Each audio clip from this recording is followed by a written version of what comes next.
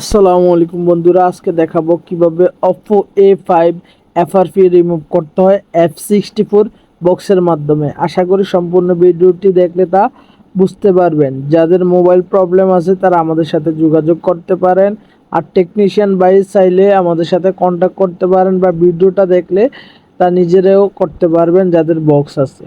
তো আমাদের এখানে FRP লক অ্যাক্টিভ দেখাচ্ছে, তো আমরা পার্টিশনে যাব।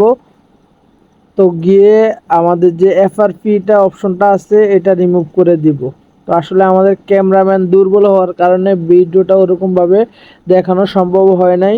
তো ইনশাল্লাহ নেক্সট টাইম থেকে আমাদের ক্যামেরাম্যান চেঞ্জ হওয়ার কারণে ওইভাবে দেখানো সম্ভব হয় নাই। তো চেঞ্জ হবে এবং এক্সপার্ট একজন আসবে।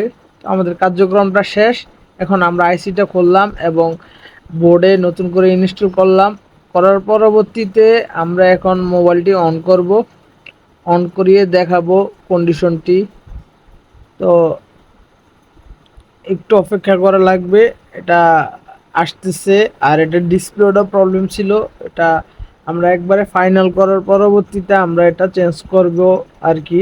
কারণ ডিসপ্লের ওয়ারেন্টি গ্যারান্টি হয় না ওই ক্ষেত্রে, ফলিটা খুললে আর রিটার্ন নেবে না। তো আমাদের এখন কার্যক্রমটি শেষ। তো যাদের ল্যাপটপ ডেস্কটপ মোবাইল সমস্যা তারা আমাদের সাথে যোগাযোগ করতে পারেন।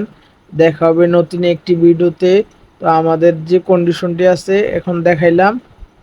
তো আল্লাহ হাফেজ।